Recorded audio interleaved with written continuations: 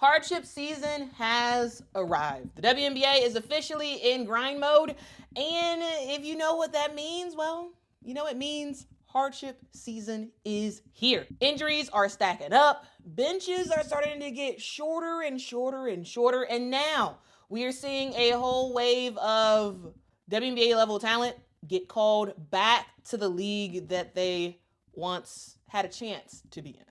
Now, if only for a while, they will be back temporarily, and we'll see what happens from here. But here's the thing, don't sleep on hardship contracts, because these are some of the most emotional, high-stakes, high-reward moments in an entire season. Who a team picks up on a hardship contract can make or break the trajectory of not even that team, not just that team, but also in terms of individual players as well. So let's break down how it works and who's getting signed and what this means for Indiana, Phoenix, LA, and a whole lot of other teams in the WNBA. Okay. First up, you all may be wondering, okay, what in the world is a hardship contract? Well, a hardship contract lets a team temporarily go over their cap in terms of players on their roster, and also the salary cap as well. If they've got fewer than 10 healthy players, they can ring the bell. They can ring the bell on a hardship contract. So the league has a maximum of 12 players on rosters, and they have a brutal summer schedule. Most of these players are playing also in the offseason as well. And with 44 games happening in just a few short months, this means not a lot of rest and recovery time. Linda says, please explain how the Commissioner's Cup works. I will explain that after this segment. So if you wait about 20-ish minutes, we'll get to it, okay? Thank you for that.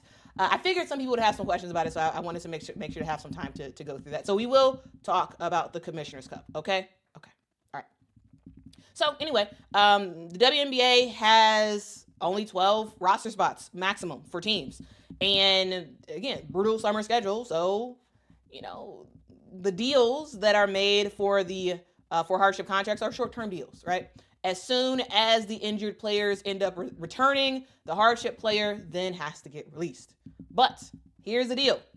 If you ball out during that window, well, it could reshape the future of your WNBA career. But let's talk specifics about what's happening right now, and then we'll also take a look back at what happened last year and talk about how impactful a hardship contract truly is. Okay, let's go through it. First up, we're gonna talk about the Indiana Fever, and we're gonna talk about how the Indiana Fever are hurting real bad.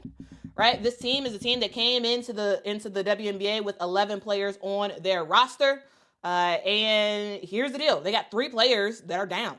So emergency mode activated for the Indiana Fever. Caitlin Clark is out with a quad strain until for the next 2 games until at least June the 9th. That already puts them at 10 players, and so then in one game you lose 2 players. You lose Sydney Colson and you lose Sophie Cunningham. You lose your backup. You lose your backup point guard, and you also lose your shooting guard that was playing the backup to the backup point guard. And one with a leg injury in Sydney Colson, one with an aggravated ankle injury, and this puts the Indiana Fever at 8 healthy bodies, which means yes, they are eligible for a hardship contract exception. So the Indiana Fever were on crunch time. We heard talk about it over the weekend from the head coach and general manager talking about the importance of getting someone in before Tuesday's game. And it looks like the Indiana Fever were able to do exactly that. And the news that just came out is that the Indiana Fever has signed Aari McDonald to their roster. Now, if y'all don't know much about Aari McDonald, don't worry about it. We're going to go through it, okay? We're going to go through Aari McDonald. But according to a Indiana Fever press release, they said the Fever have announced the signing of Aari McDonald. And I'm so happy they put the pronouncer here. It's Aari. Aari McDonald via emergency hardship exception. It says the WNBA hardship exception allows any team to sign a player with immediate effect if the team drops below 10 game eligible players at any moment, which I talked about earlier. Okay. It says over the course of her 4-year WNBA career, McDonald averaged 8.6 points a game, 2.8 assists per game, and 2.0 rebounds a game as well. McDonald spent the 2024 season with the LA Sparks, where she averaged 8.7 points a game, appearing in 26 games total. She was drafted number 3 overall by the Atlanta Dream in 2021, and she averaged 6.3 points, 1.6 rebounds, and 2 assists per game in 30 games, and was subsequently named to the WNBA All-Rookie team.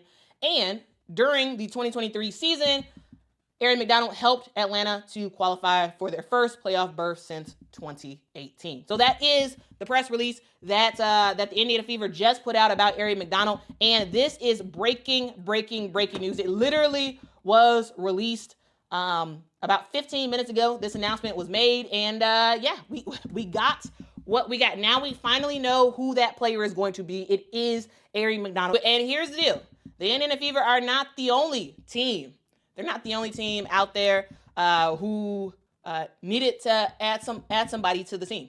We also have Phoenix, who has joined the Haley Jones reboot. So Phoenix, on the other hand, they are a team that is winning. They are winning. They are doing great. However, this is a team that is injured, man. When we look at the Phoenix Mercury, they have a whole lot of injuries. Lofty Leah, Destiny Henderson, that's definitely somebody you can consider as well. Swap back to the last topic. But yeah, I think Destiny Henderson could be pretty interesting. Okay. All right. So let's continue. Let's continue on. All right. So let's talk about the Phoenix Mercury. They are winning. They are doing very, very, very well, but they are doing it shorthanded. Guys, Kalia Copper, Alyssa Thomas, Natasha Mack, they're all out. So what do? Well, they go out and grab Haley Jones. Now, Haley Jones was a big time draft pick a couple years ago. She came from Stanford, was a NCAA champion, was drafted by the Atlanta Dream, played for the Atlanta Dream. But after a couple of years of being the Atlanta Dream PG, they decided to waive her with the new head coach coming in and a whole bunch of stuff happening. Haley Jones ended up getting waived. And to be truly transparent, guys, I do think that was the right call for the Dream. I thought it was just time to move on from Haley Jones at Atlanta. However, here's the thing I love. Here's the thing I love about the WNBA. The WNBA is a next man up league. It's all about not just the 156 maximum players that are actually on a roster to the WNBA, but also it's about all of the other players who are WNBA quality. However, they just can't make a roster spot because there's so few roster spots in a W. And so, therefore, there is a next man up mentality where there's always a boatload of capable and talented players just waiting for their next opportunity.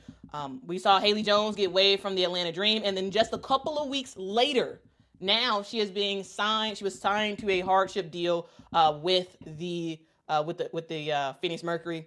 And so this is giving her a clean slate and opportunity to just absolutely make her mark on the Phoenix Mercury, make her mark back in the WNBA. We'll see whether or not this is going to be her true bounce back moment or not.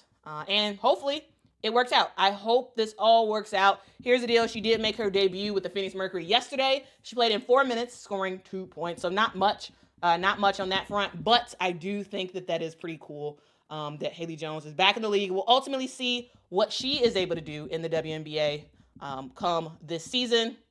But again, this is a time to make the most of your opportunities, okay?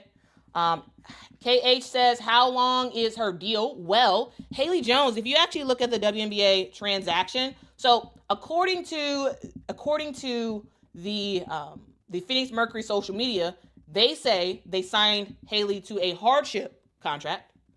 But according to WNBA transactions, it says that Haley Jones signed a rest of the season contract. So it seems like Haley Jones will be with this team for the rest of the season until all the other players get healthy again. And then, And then I think at that point, she may get waived. But there's a bit of a discrepancy. According to the Phoenix Mercury social, it's a hardship contract. But according to WNBA transactions, she signed a rest of the season contract with the Phoenix Mercury.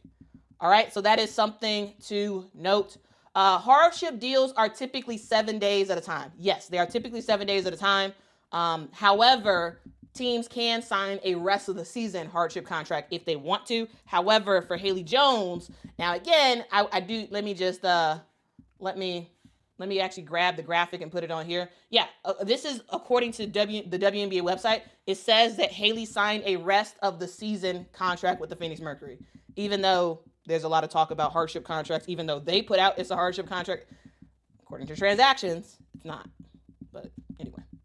Tulip says the WNBA should incorporate two-way players. I mean, I've talked about that, but I mean, technically it wouldn't be a two-way player thing. It'd be a development thing. Not expand the roster because roster expansion will make super team build super easy. Teams will just run with 12 even if they expand it to 15, maxing out their cap. Yeah, so I feel like I've said this before in terms of my plan. I would like to keep the 12 rosters the same and then add 2 developmental players to each team. 2 developmental players where the salary is lower. However, these are players who practice with the team. They're with the team all the time. And should injuries happen, they could get elevated to an active roster member. I am full support of that. Hopefully that ends up happening in the WNBA, but we will ultimately see. Also, guys, if y'all could make sure to hit that like button, hit that subscribe button for this channel, guys. We got a lot more stuff to go through today. But if you all could make sure to hit that like button and subscribe to the channel. Okay. All right, let's continue on, guys. And this time, let's actually talk about the LA Sparks, because the LA Sparks have gotten a head start in this hardship world by signing Liatu King. So they were ahead of the curve. They ended up signing Liatu King, their 3rd round pick, who they previously waived. They signed her to a hardship deal, a week or so ago. And the reason why is because for a while, LA had a lot of players down.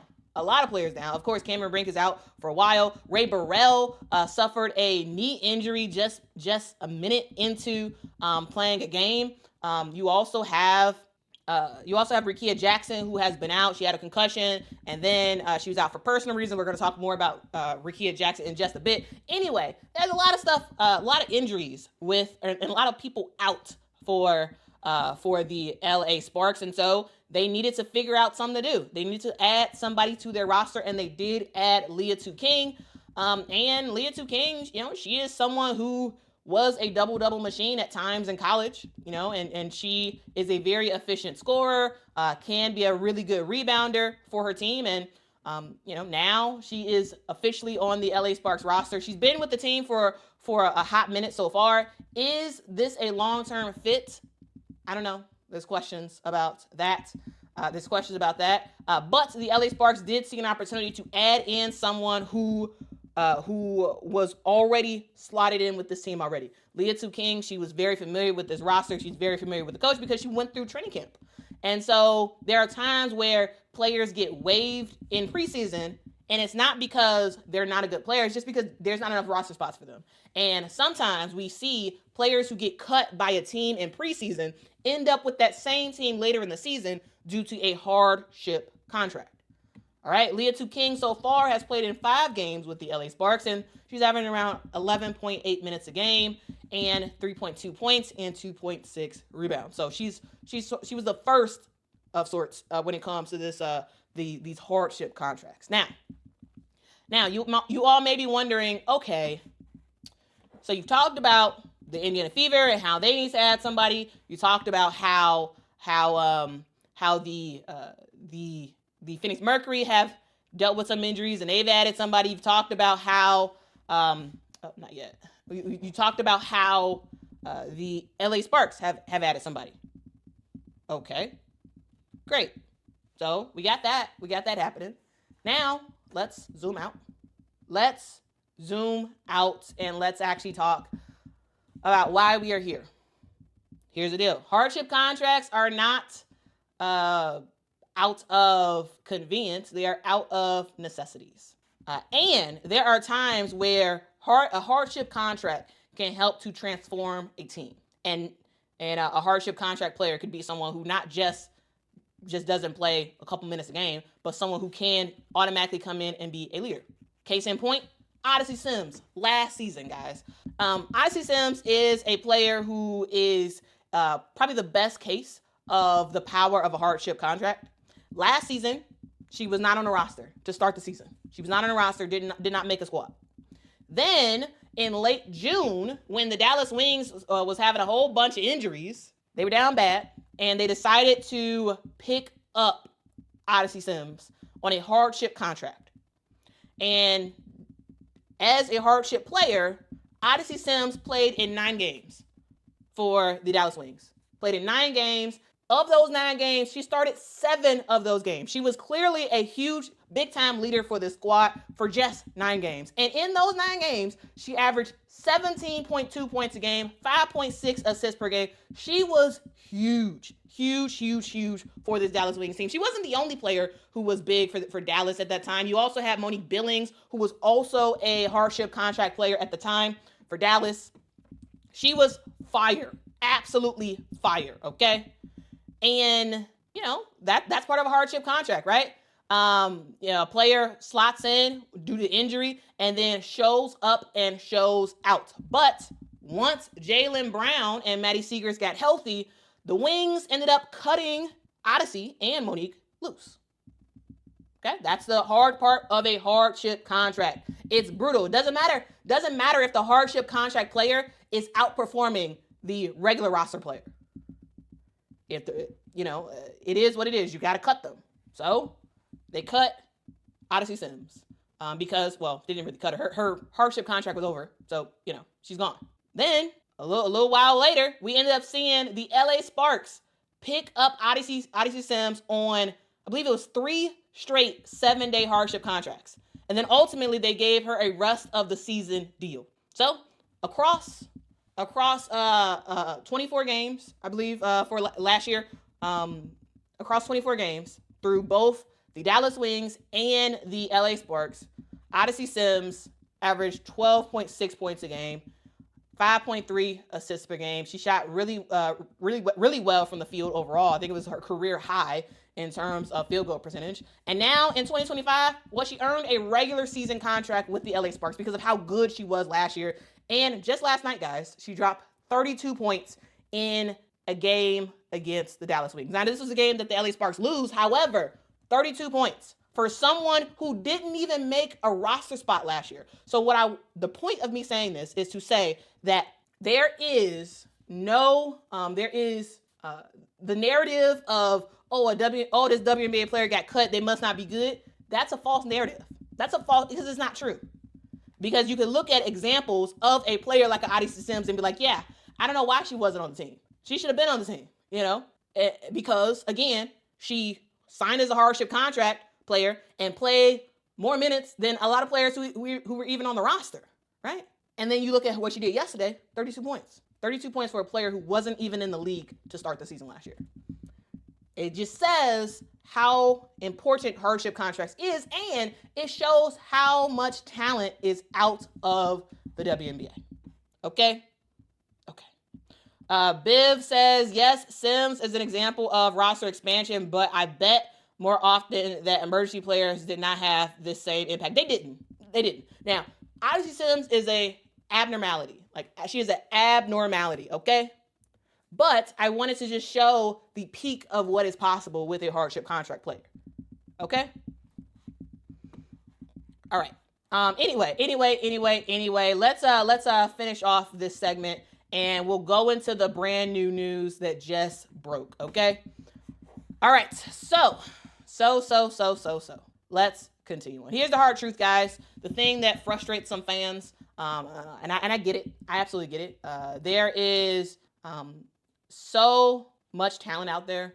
There's women who can play, and they're sitting at home waiting. They're practicing every day. They're working with trainers. They're staying in shape. They're staying ready so they don't have to get ready, but they're just waiting on a call that may or may not come. It's hopeful for some of these players who get waived, but it's also very frustrating. Now you look at a whole bunch of injuries. They're part of life in the WNBA. According to according to the Next Hoops guys, they have an injury database that they did in 2023. I couldn't find it for 2024 or 2025 so far, but anyway, they had a injury database of 2023, and in 2023 there was 176 injuries or illnesses during that season, and the result of that was 789 games that was missed. That's a lot of games. 789 games combined of all the players who missed games. Now, the good news is that most of the injuries that happened in 2023 were minor, right? With 73% of players only missing 3 or fewer games. And the majority of the the majority of the bigger injuries were knee-related, which makes sense, right? So this is a tough thing to see your team missing players, right? It's a tough thing to watch a game and see 2 players get injured in one game. However, this is not abnormal.